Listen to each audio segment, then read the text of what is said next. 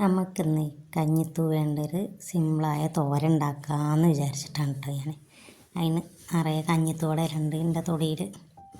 അപ്പോൾ കഞ്ഞിത്തൂട ഇല നിറയെ നിൽക്കുന്ന കർക്കിടക മാസം കഴിഞ്ഞാലും ഇലക്കറിയൊക്കെ വെക്കാം. കഞ്ഞിത്തൂടയൊക്കെ അങ്ങനെ ഇലയൊക്കെ നിറയെ തളിർത്ത് നിൽക്കുന്നുണ്ട്. അപ്പോൾ ഞാൻ കയ്യിലൊരു കവറൊക്കെ ഇട്ടിട്ട് കഞ്ഞിത്തൂട ഇല കുറേ നുള്ളി ഉണ്ടാക്കിയിട്ടു. എൻ്റെ ഈ വീഡിയോ ആദ്യമായിട്ട് കാണുന്ന ആളുകളാണെങ്കിൽ ലൈക്കും ഷെയറും ചെയ്യാൻ മറക്കരുത് കേട്ടോ. സബ്സ്ക്രൈബും ചെയ്യണേ. സിമ്പിളായിട്ടുള്ളൊരു തോരന ഞാൻ ഉണ്ടാക്കാൻ പോണത്. കുറേ ഇല ഞാൻ നുള്ളിയിട്ടുണ്ട്. അത് ഞാൻ ഒക്കെ ഒരു പാത്രത്തിൽ കൈ ചൊറിയണത് നോക്കണം. അതിനാണ് ചൊറിയാതിരിക്കാൻ വേണ്ടിയിട്ടാണ് കയ്യിൽ ഇല ഇട്ടിക്കണം. ഗ്ലൗസ് ഇല്ല കയ്യിൽ ഇല്ല ഞാൻ വാങ്ങിയത്. അപ്പോൾ ഒരു ബക്കറ്റിൽ നിറയെ വെള്ളം എടുത്ത് കയ്യിൽ ഇല ഇട്ട് നന്നായി കഴുകി 3-4 തവണ കഴുകിയിട്ട് വെള്ളം വരാൻ വെച്ചൊക്കെ കേട്ടോ.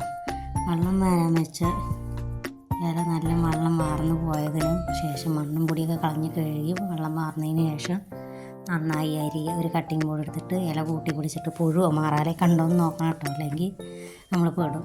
നന്നായി നോക്കിയിട്ടേ അരിയാവും. നന്നായി കുനുകുനാന്ന് അരിയൊന്നും വേണ്ട, അത്തിരി വലിയ ഇതായിട്ട് അരിയുക. അരിഞ്ഞ് എല്ലാം അരിഞ്ഞുണ്ടാക്കണം. എല്ലാതും അരിഞ്ഞ് അത് ഒരു ചട്ടിയിൽ ഇത്തിരി എണ്ണ ഒഴിച്ചിട്ട് അതിലിട്ടിട്ട് നന്നായി വഴറ്റി ഉപ്പിട്ടിട്ട് നന്നായി വഴറ്റി ഉണ്ടാക്കിയിട്ട്, അതുപോലെ എൻ്റെ പറമ്പിൽ ചീനമുളകുണ്ട്. ചീനമുളക് ഇത്തിരി വറുത്ത് അത് അരിഞ്ഞുണ്ടാക്കിയിട്ട് ഞെട്ടിയൊക്കെ കളഞ്ഞ് അരിഞ്ഞുണ്ടാക്കി ചാക്കൊന്നല്ല കേട്ടോ, അരി തന്നെ ചെയ്തിക്കണം. അരിഞ്ഞുണ്ടാക്കിയിട്ട് ഈ വഴറ്റണ കറിയിലിട്ടിട്ട് ഇളക്കി കഴിഞ്ഞ് അതൊരു നന്നായി ഇളക്കണം കേട്ടോ. നിങ്ങൾ ആദ്യമായിട്ട് കാണുന്നവരാണെങ്കിൽ ലൈക്കും സബ്സ്ക്രൈബും ചെയ്യണേ. നന്നായി ആക്കി കൊടുക്കുക. എന്നിട്ട് അതൊരു പാത്രത്തിലേക്ക് ഒഴിച്ച് വെച്ചിട്ട് ഈ വഴറ്റിയ തോരൻ എന്നിട്ട് ഒരു പാത്രത്തിൽ ഒഴിച്ച് വെച്ചിട്ട് അതിലേക്ക് പച്ച വെളിച്ചെണ്ണ ഒഴിക്കുക. നന്നായിരിക്കും കേട്ടോ. നല്ല സിമ്പിളായിട്ട് അതിൽ തേങ്ങ ഒന്നും കൂട്ടിയില്ല, ഉള്ളി ഒന്നും കൂട്ടിയില്ല, വെറുതെ വാട്ടി